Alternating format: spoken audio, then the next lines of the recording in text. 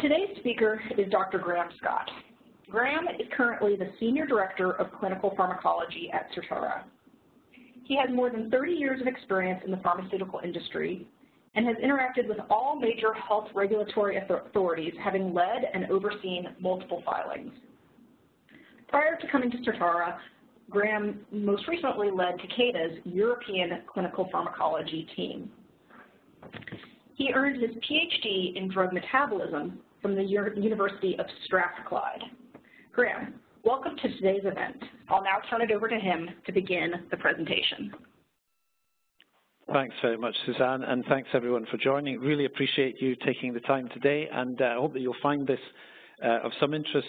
Let me just go to the next slide. So my purpose really today is to take this rather strange terminology, apocalyptic clinical pharmacology, and use it as a kind of a launch pad to get you to think about what you're doing in drug development, and in some respects to put a framework around that and help us as we develop drugs. Now, in fact, I'm standing in our Certara office in central London, just off St. James's Park, if you know the area. You're very welcome to come and see us sometime. I've got a couple of gentlemen outside the office here who have a pneumatic drill, and I'm just hoping that they don't start the thing up during this presentation. But I want to take you from London or from wherever you are, both geographically and in time, to this place, which is Athens, to actually ancient Athens. And of course, the people there spoke Greek in that ancient way, and they would have used this term apocalyptic, but they would have used it in a very different way than the way that we understand it today. We tend to, or we associate with this word apocalyptic a kind of dramatic end to something, or at least for dramatic effect. And they tell me that the best way to interpret ancient languages is to understand the way that the words are used. But there is another way, which it doesn't always work, but oddly enough with apocalypsis it does work, and it's to break the word down into its component parts. And apocalypsis is actually a compound word of two words.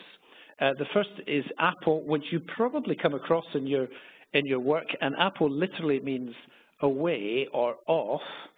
And then the other part of the word is kaluptin, which means to hide. And if we put those two words together, we get away or off and to hide.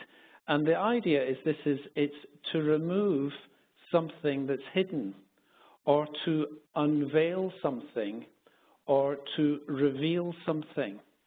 And the idea that I want to bring you today, and maybe help your thinking, and just think about things in a slightly different way, is to think about, well, what is this? What is apocalyptic drug development or clinical pharmacology in the sense of an unveiling process or a revealing process? Now, here's the drug development paradigm that we've all become almost too familiar with, I suspect, over the years. This is linear, and in many ways we don't really do things linear, but it's as good an example of how we conceive of drug development as any, from the candidate selection stage, preclinical, right the way through first in man, the three phases, classical phases of clinical development, NDA or MAA, and finally commercialization. And if we think about, well, here is our candidate drug at the beginning. And if you might recognize, this is diclofenac, which betrays some of my roots. I did work for Novartis for a while on its sister, lumiracoxib. But here's our drug at the beginning of clinical development, and we go through all through the phases of clinical development, all through the gears. And here is our drug at the end of that process. And what's interesting is the drug is still the same. We haven't changed it in any sense at all. And it's almost surprising, isn't it, when we think about that? But the point is that the drug doesn't change, but our appreciation or our understanding of it does, and we have to reveal what's going on. Now, I want to take you up to the Northern Isles of Scotland. I'm from Scotland, and I have some relations who live in the Orkney Islands, and I visited there a few years ago.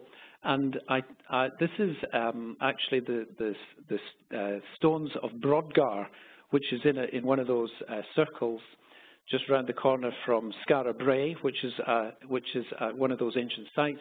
And I stood on a little hillock there, and I took a 360-degree panoramic picture of the view that was before me. Now, unfortunately, the technology doesn't allow me to stream this across the screen for you, so you need to use your imagination just a little bit. But I want to take you to Orkney there and let you imagine this landscape. And as we imagine this landscape, what happens when we do our drug development is that we take the drug and we place it in a system. The drug doesn't change, but the interplay between the drug and the system is what we're really trying to understand. And if we knew everything that there was to know about the drug and everything that there was to know about the system in which we place it, we would be able to recreate that landscape or that panorama. And if we could uncover that, then we've done our drug development, we understand what's going on. So my definition for today, really, of apocalyptic clinical pharmacology or apocalyptic drug development is it's this uncovering or revealing process of the interplay between the development drug and the system in which it is placed.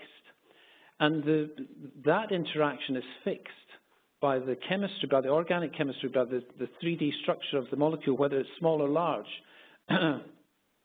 and the chemistry of the drug, and the biological system in which we place it. Now, the question really that we kind of have to try to get at is, well, if we imagine that there is this landscape that's waiting there for us to unveil in kind of virtual space, the question is, how do we do that? Now, my little picture there of the stones of Brodgar, there's about 1 million pixels on that picture. And we could recreate that by pixel by pixel recreating the landscape. But that would be a pretty difficult task, would it not? And the answer, in many respects, is for us to recreate parts of it and then fill in the gaps. And I remember a few years ago I was at an FDA meeting. It was a PBPK meeting, and Janet Woodcock was there. She gave the introduction, and she said a couple of things that really resonated with me. She said, drug development is the progressive reduction in uncertainty. And I think what she meant by that was it was us uncovering this knowledge of interplay between our molecule and the system in which we place it. And then she said this, there is insufficient time and resources for an empirical approach. Tools are needed for predictions. And again, I think what she meant was this, was you cannot do every study that one possibly could do to uncover this landscape and to understand all of the features of the landscape. But we can do enough to understand enough, and then filling in the gaps with a modeling approach. And as we do that, we understand the landscape, and then we can make good drug development decisions. So that's kind of the essence of what this is about. So let me just say in this next section just a little bit about what I mean by this. And this will not be new to you, but hopefully it will just stimulate your thinking. And then I've got some examples that hopefully will make this real. So in some ways, the landscape that we're really most interested in is the relationship between the dose of the drug that we give and the response that we find from giving that drug. Response in terms of efficacy, does it do as good, and the balance of that with safety. And as every schoolboy will tell you, or schoolgirl, well, they used to tell us anyway in my day that an iceberg, you only saw 1/9 of the iceberg above the level of the sea. And in the similar sense, if we're just looking at dose and response, we're just looking at the little bit that's above the surface, and there's a whole slew of things going on underneath the surface. And that's the bit that we want to uncover. That's the bit that we want to treat with our apocalyptic approach. And of course, the relationship, this is all about relationships, and understanding the relationship between dose and response is underpinned by a whole series of other relationships. And putting it very simply, the relationship of dose to pharmacokinetics is one of the key ones. And the reason that that is important is that often the relationship is not linear. And I know that this is in many ways ABC, but isn't it remarkable how often we miss this in our drug development programs. And there's an example there of how exposure is over-proportional with respect to dose. And I guess very rarely do we find a drug that is truly dose proportional at every dose that we study. It may be, and more likely, it's probably under-proportional. So understanding the relationship of dose to pharmacokinetics and how that relationship impacts efficacy is helping us to get underneath this and reveal what we need to know. And of course, there is pharmacodynamics, which covers a multitude of concepts, but fundamentally what we're talking about here is not the thing that you measure whether you're better or not as a result of the treatment, but we're talking about here is some sort of biological response, and understanding the relationship of dose to PK and PK to pharmacodynamics is what this is all about. And here's why. Because that relationship between pharmacokinetics and pharmacodynamics, again, is rarely, if ever, linear. And here's the kind of classical S-shaped sort of response that we see. And as we put these bits together, we begin to understand some of the relationships that drive the outcome that we're looking at. And ultimately, this is informing our understanding of how to adjust dose and get the efficacy that we might want to have, or indeed make the right decisions that we need to make. And I kind of like this, this acronym BWTEIM, begin with the end in mind. And of course, ideally, we want to get our drugs all the way through to submission and to approval and have an agreement that someone will pay for the drug. But often, we are making decisions along the way. And, you know, I've had the pleasure to work with some smaller companies since I joined Certara. And some of them are not thinking about the end in the sense of commercialization, but they're thinking about, well, how do I get to the next stage of funding, or how do I get to the next decision point? And we make those sort of decisions in bigger pharma too. And ultimately, this expresses itself in the target product profile. And it's sort of, it almost seems trite to say it again, but this is, if we don't know where we're going to go, then we're not going to reveal the stuff that will help us to get there and help us to make the right decisions along the way. So an example. This is a drug that I worked on whilst I was in Takeda, and it's Leuprorelin. It's actually an old drug, so it's kind of an interesting example. It's almost not really a drug development example. It's a post-commercialization example. But Leuprorelin is a GnRH agonist. It's used in the treatment of prostate cancer, and it's not a small molecule, it's an nanopeptide. And how does it work? Well, it's an agonist, and it promotes secretion of LH and FSH, which in turn has an impact on hormone secretion. And here's kind of how this thing works. Here's the pituitary cell membrane, and here's our GnRH agonist binding with the receptors with greater affinity than natural GnRH. But what happens when we give this for a longer period is there's a down, you know, this is an agonist, remember, but as we give it, there is a downregulation, or probably a downregulation in the receptors. And the net effect of that is that the downregulation means there's less LH, less FSH, and then ultimately we lower the testosterone concentrations, and that's the clinical benefit that this treatment gives. So the treatment of prostate cancer is really, in this case, is really driven by two things. One is reduction in testosterone concentrations, and the second is reduction in PSA, or prostate-specific antigen. So that's kind of where this is going. Now, if we think about what the problem is here, is that the conventional, well, the old treatment for prostate cancer was physical castration. And that's driven the thinking of clinicians as to how to treat this. And oddly enough, and it seems almost perverse, but the target testosterone concentrations have been driven by that original treatment, but also by the limitations of assay sensitivity. And it's pretty arbitrary, but the target concentration is set at what was the old limit of quantification, which is 50 nanograms per deciliter.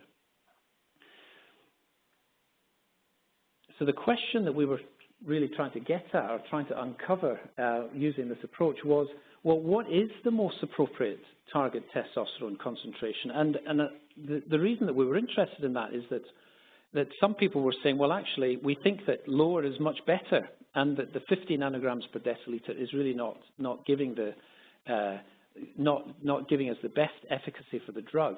So going lower is better. And we were interested if this old Takeda drug, if it was being helpful for people, and if the testosterone concentrations that we were finding with it were really appropriate. So that was the question. And again, it was balancing. If you go too low, then there are some things that you don't want, like depression and other effects. And if you're too high, then perhaps you're not treating the disease in the way that you would hope. So can we uncover these relationships?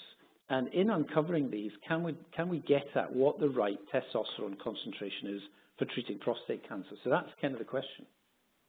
And here's the relationships that we were interested in unpicking. So what is the relationship between dose and PK? What's the relationship between the pharmacokinetics and the testosterone response? What is the relationship between that and the PSA response? And then ultimately, well, how does all of this impact the clinical outcomes? So that was kind of the sequence of events. And I've just put my little diagram there at the bottom left to show you, yeah, this is following really just exactly what we were thinking about earlier. So if we think first of all about the relationship of dose to PK. And what's on the screen now is the concentrations of the drug itself. And you'll see that on the x-axis, we're talking about months here. This is a depot injection, and the treatment duration and the regimen is once every 6 months. And you can see that there is a slightly complicated pattern here, because there is initially a high concentration of the drug, so there's a kind of a fast release bit, and then there's a slow release thereafter.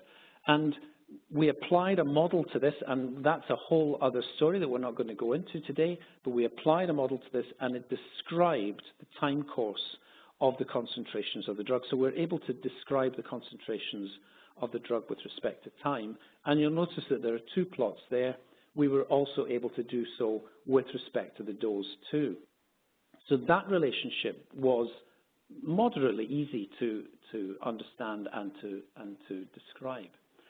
So what about the relationship then of going from dose to PK and PK to testosterone, which is the key one that we're really interested in? And here, again, same kind of format, is the concentration of testosterone versus time. And you can see that it rises at the beginning of the treatment, and that's because, of course, this is an agonist.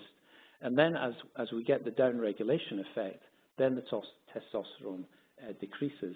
And you can see again that the model here and you can see the gray prediction interval as well as the predicted median. You can see that we've managed to describe this really quite adequately with this model. But what about the relationship of the druggist concentrations to the testosterone? And that's what you're looking at on the screen now. And what this does is it helps us to say, okay, well, if we hit a certain concentration of the drug, this will achieve a reduction to the target of 50 nanograms per deciliter.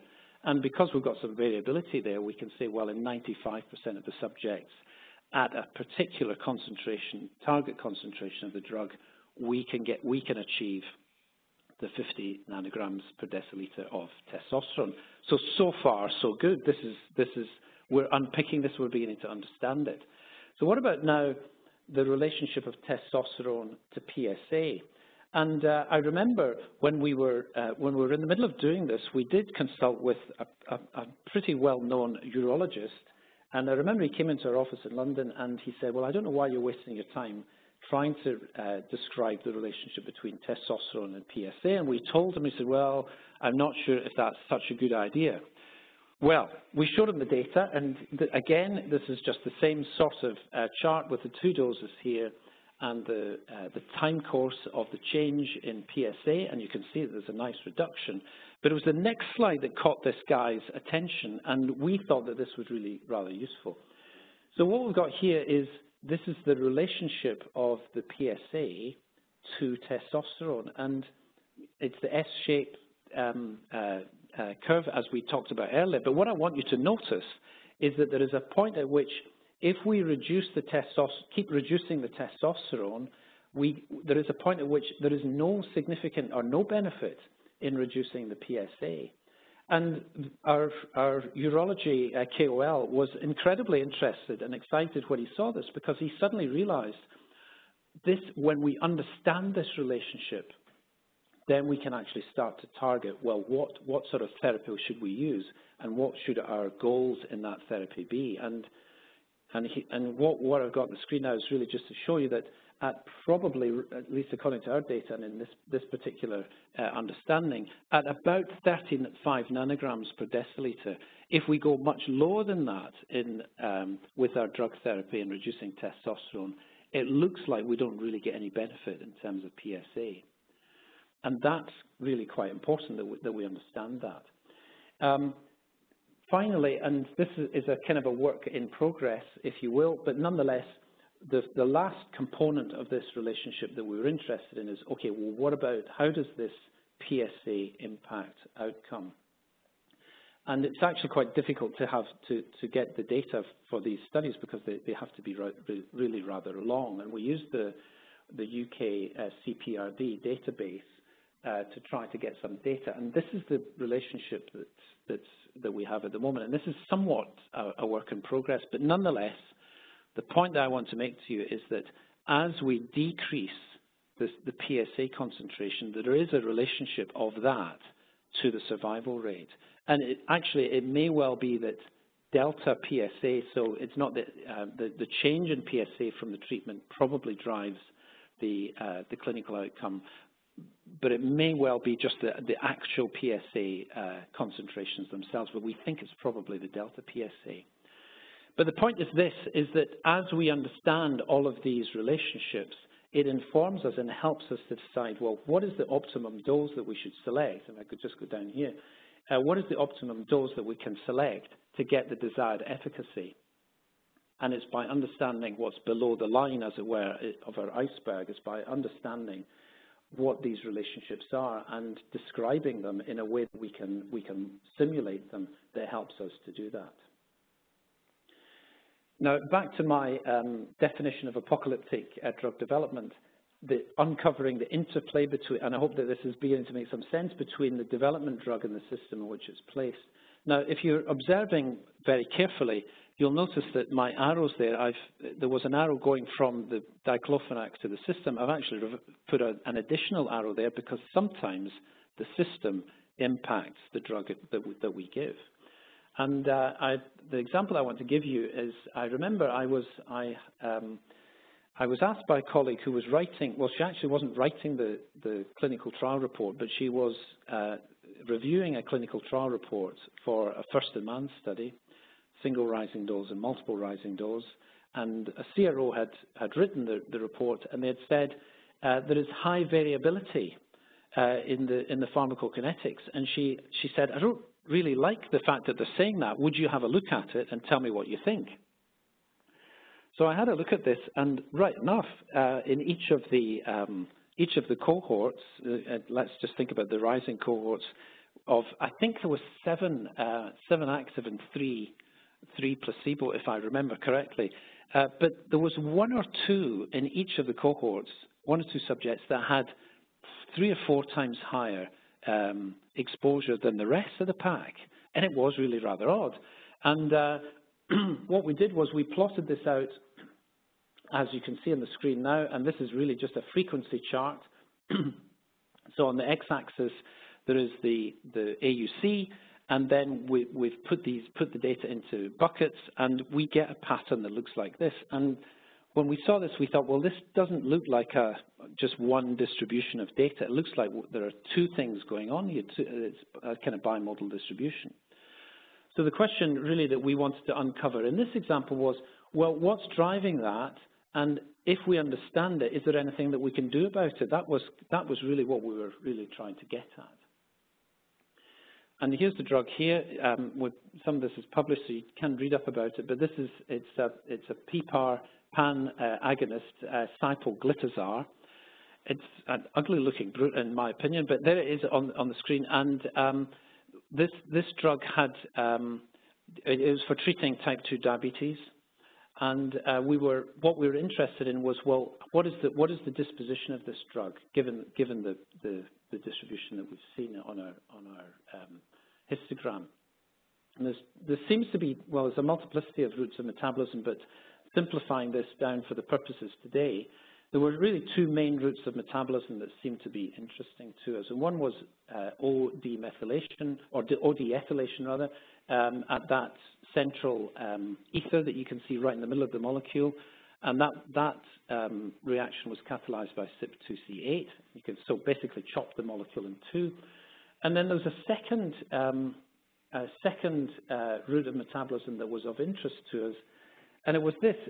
There was some kind of direct glucuronidation, probably on that carboxylic acid in the top right, so probably forming an acyl glucuronide, and then a subsequent hydroxylation catalyzed by CYP2C8 that removed the glucuronide. So we have two metabolites here going through slightly different routes of metabolism. Now, what this is now is, this is one of the dose groups, so I can't remember which one it was, but you can see there's 7 subjects here. And what I've done is I'm showing you the parent drug, which is, the code name was TAC654. It's in the pale green. So that's the concentrations of the drug. And then I've fiddled with the axis here just so that you can see the metabolites, because a couple of them were rather low. But the metabolites there, you can see them against the parent. And if we take one of the subjects that had the lower exposure to the drug, that's this 305 here, I think you can see it. The ratio of the M1 to the parent and the ratio of M2 to the parent, you can see, well, the way that we've done it there, they look about the same, but don't forget that the axes are slightly different. But there's the ratio. And then if we look at one of the subjects that had the higher exposure to the drug, we see something slightly different. Now, let me just take you back just for a second to the metabolites again. M2 is the one that goes through 2C8, and M1 is the one that goes through the glucuronidation step. And in this guy here, what you find is that M1, well, let's do M2 first. The ratio is the same to the parent as it is in this fella here, in 305. But the ratio to M1, which, just to remind you, M1 is the one that goes through glucuronidation. It's different.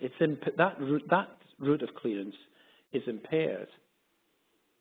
So what we're looking at here is, it looks like there is some sort of impact of the system, of the individuals, on the clearance of cycloglyphosate via the glucuronide pathway.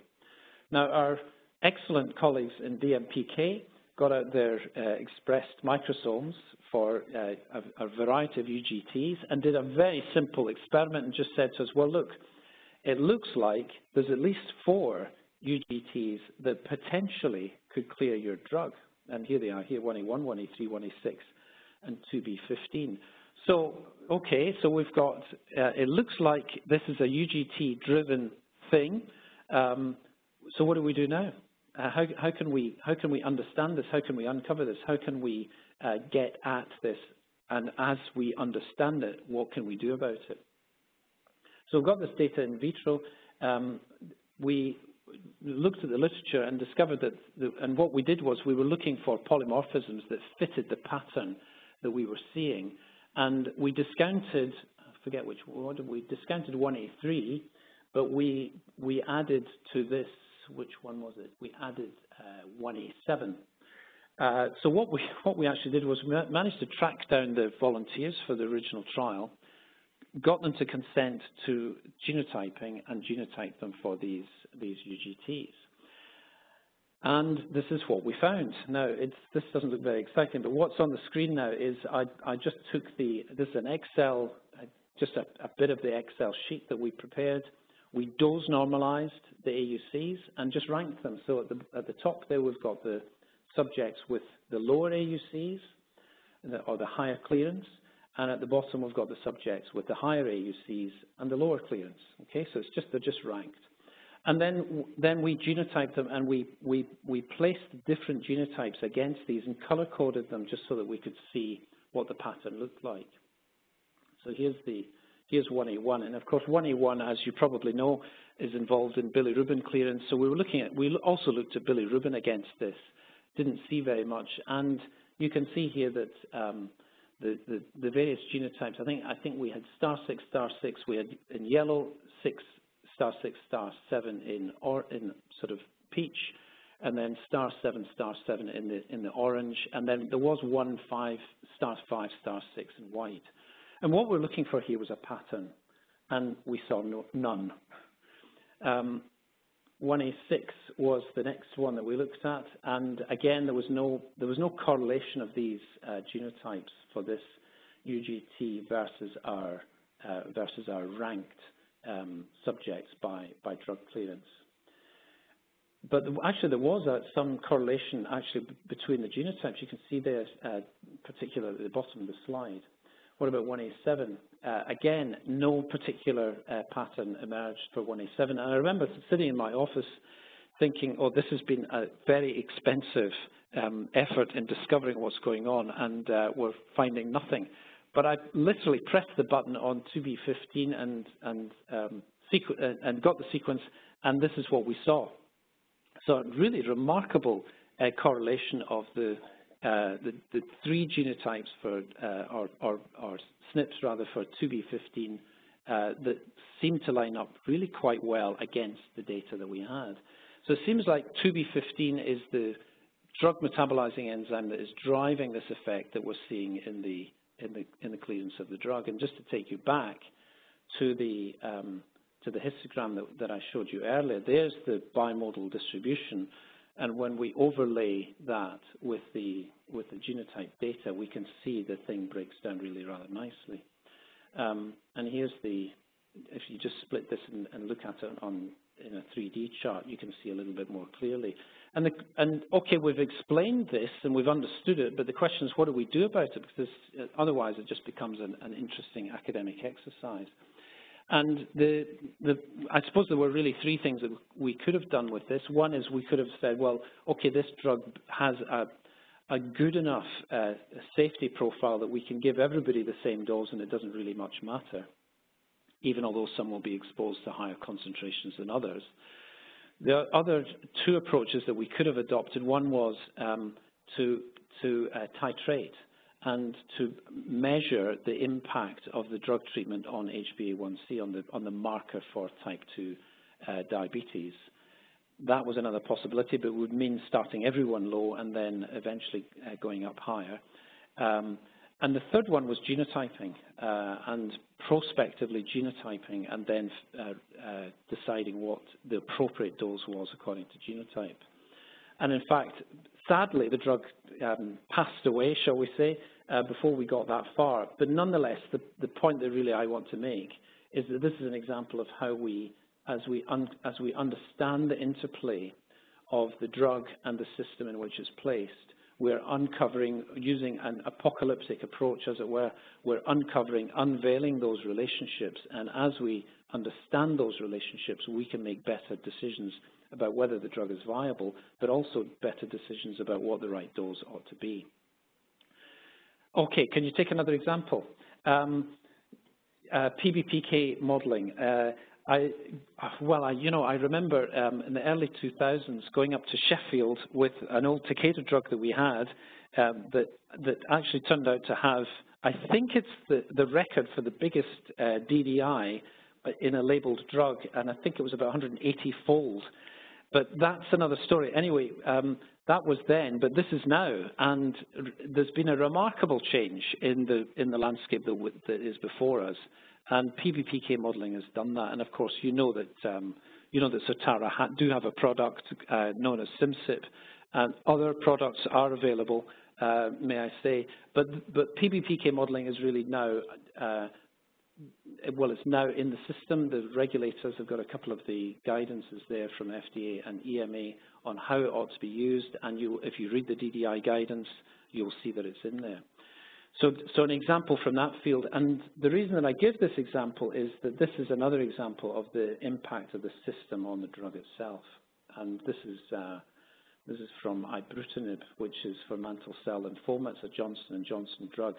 And what's going to unfold before you is a forest plot of DDI studies. So that's kind of what you're about to see.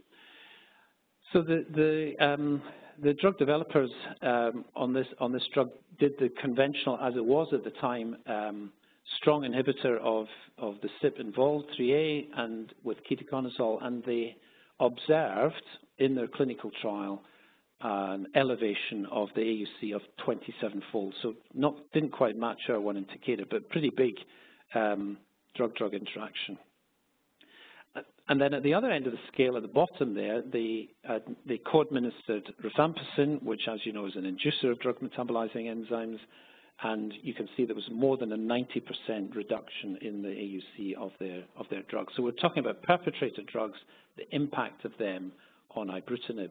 And the question is, having, you know, and if you think back to the photograph in the Orkney Islands, and if you think about the number of pixels there, and you couldn't do every study, but wouldn't it be handy if we could fill in some of the gaps here with a modeling approach?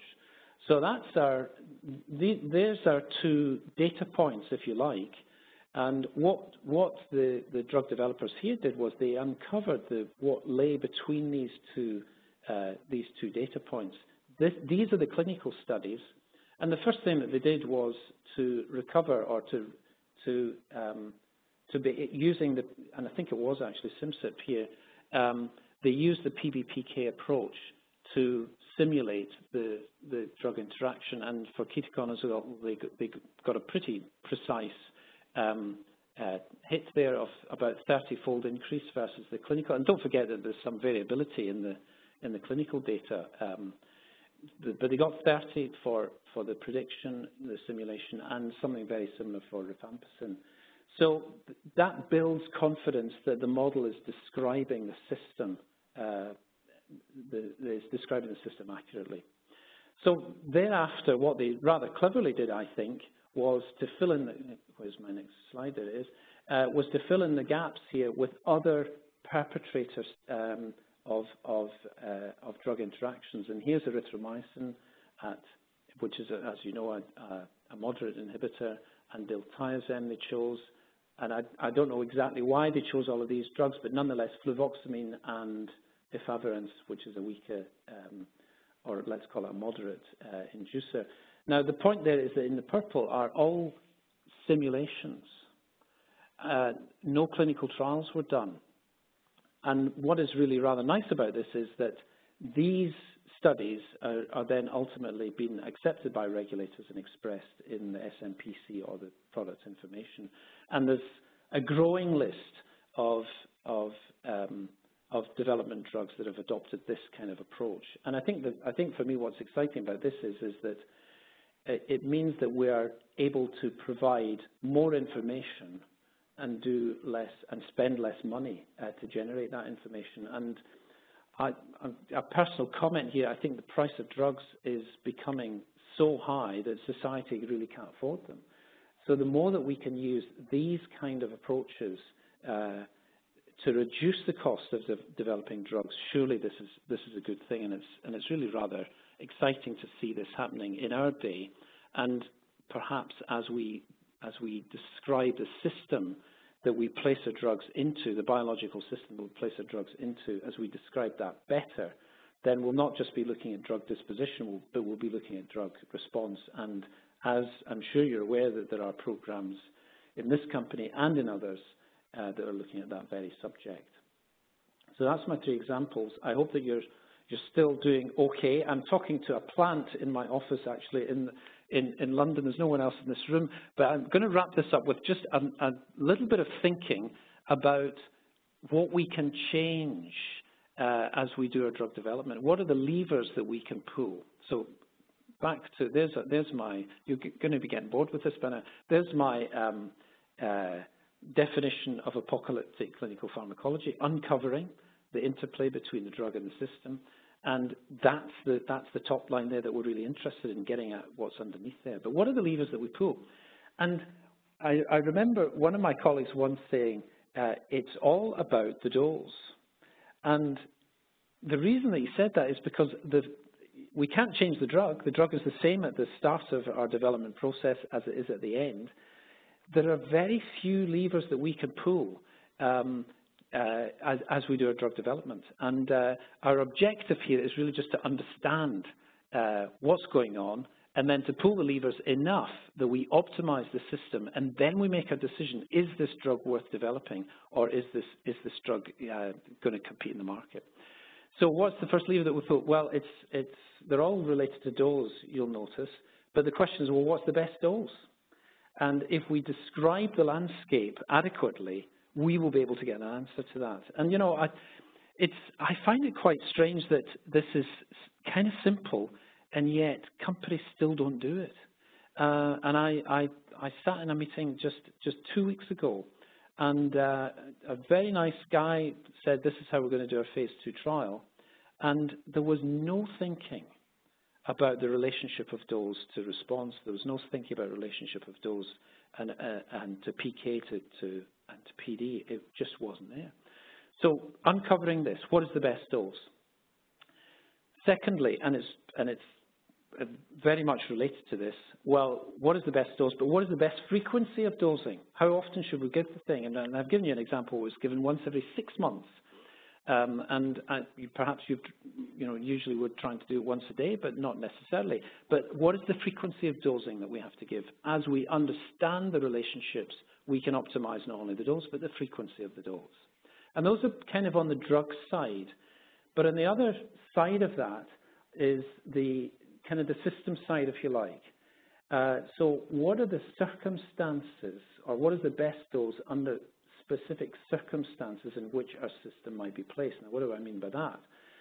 Well, this is the sort of the extrinsic factors that we call it. Are we going to give the drug with other drugs? Are we going to give the drug with food? Those kind of extrinsic factors. How are we going to adjust the dose according to those conditions? And we looked at the Ibrutinib example, and that's a good example of how sometimes we need to adjust the dose according to the conditions. And then lastly, and again, this is really to do with the system rather than the drug, is what's the best dose and regimen for the particular population to which we give the drug. And I suppose the second example really speaks to this. Is there something in the genetics of the individuals that we're giving that might force us to think about how to adjust the dose? But it may be more demographic. What about people who are elderly? What about children? What about renally impaired? So those are the sort of things that we're thinking about in that quadrant. So it really does all come back to the dose, and it comes back to how we adjust how we optimize the dose, and then how we adjust the dose according to conditions. And why do I say this? Because it's kind of important, because there will be a day of reckoning when the regulators will look at the work that we've done, and they will ask themselves remarkably similar questions, and they will say, well, have the companies that are submitting to them, have they revealed these features of their drug, and are they understood? And I present to you, for your interest, this is the FDA's Office of Clinical Pharmacology, and this is how they review, and they've very helpfully told us how they review drugs. And they ask themselves 4 very simple questions, which I'm going to give to you now. And the first one they say is, does the clinical pharmacology information that is provided in the submission, does it provide interestingly pivotal, or supportive evidence of effectiveness? And if we do our job well, and if we uncover these relationships well, this will help to answer that very question. Second one they ask is, is the dosing regimen appropriate for the general patient? So if we think about not particular subpopulations of patients, but the general patient population, has the company uncovered enough to know what the optimal dosing rate, and I think this doesn't mean just how frequently, but it means how much as well as how frequent. So has the company done that? And I hope that you'll see today that we have ways that we can get at this. And then thirdly, and this is again thinking about the system itself, is an alternative dosing regimen required for subpopulations based on intrinsic factors. So that cycloglitazar example speaks to that, but of course you know that there are others. And then the final question they ask is this, and this is thinking about the extrinsic factors. What is the question? Is there a clinically relevant food-drug or drug-drug interaction, and what's the appropriate management strategy? How is the dose going to be adjusted according to these extrinsic factors? So let me just summarize. This is the relationship. This is the key relationship. It's all about the dose, and it's the relationship of dose to efficacy.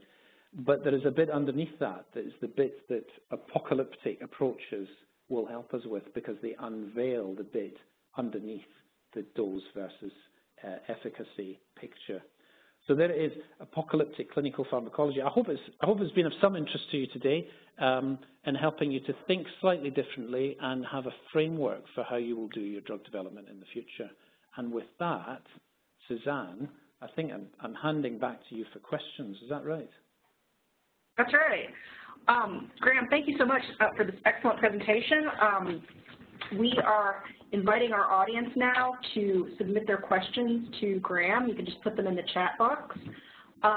Graham, it looks like the first question is from one of our audience members, and this person says, these PK/PD modeling and dose selection that you've talked about is for small molecules. What are your thoughts on biologics and gene therapy? It seems that they also should follow a clinical pharmacology path. However, this path is not currently clear.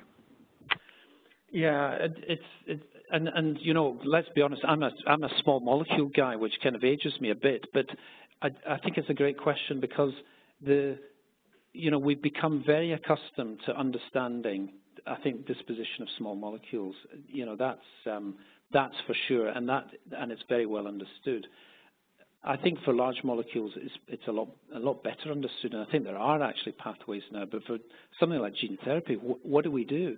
And the way I think about this is that it does all come back to the dose, because at some stage, whether the molecule is large or small, or whether it's a gene therapy, the question arises: how much do you give, and how often do you give it? And I think if you have those kind of questions in mind, you know, that will drive the understanding that we want to get. And if we can support our decisions on how much we give and how often we give it, then I don't think we'll go far wrong. Looks like our next example. Oh, sorry, go ahead. I was going to say I hope that answers the question. One of our audience members has a question about the cycloglitazar example. They'd like to know, did you devise a dose adjustment regimen according to genotype? And if so, what about the outliers? Yes, well, that's a good question.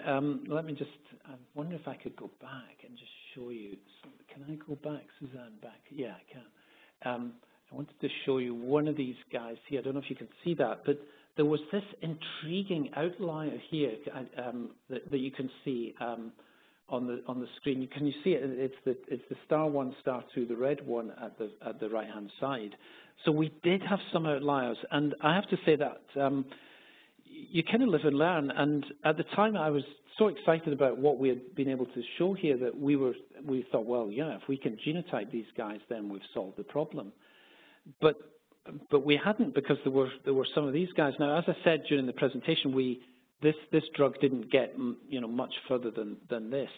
But I think what I certainly learned from this was this, that the system is usually more complicated than you think. And in this particular case here, one factor, which is the 2b15 genotype, doesn't explain all of the variability, and you can actually see that on the screen right now. There are other factors that contribute to the variability, and I think if we had taken this any further, we would have had to start to unpick, well, what exactly is driving that variability, and probably in particular these guys that are the outliers. And we know that body weight, perhaps gender, age, all of these demographics do impact the exposure that we see with our drug molecules, but that perhaps in this case here there were some other factors that we hadn't worked out. So I think it's a good question. That I remember years ago there was we had a KOL that came to our office and he said, oh, this was way back in the day in the early 90s, and he said, oh yeah, in 10 years' time, everybody's going to have a smart card with their genotype on, and they're going to go to the pharmacy and they're going to put it into their computer and they're going to tell them which drugs they should take for the particular ailment that they have. And I think the naivety of that was that it was fairly simple. And that, I have to confess, that was my naivety with this particular example. But I think the point is that systems are pretty complicated and not quite as simple as we think. So often I think there's a multiplicity of factors that are brought to bear in this. An audience member has a question about drug development for psychiatric disorders, and they state, in psychiatry, the outcome is subjective scores.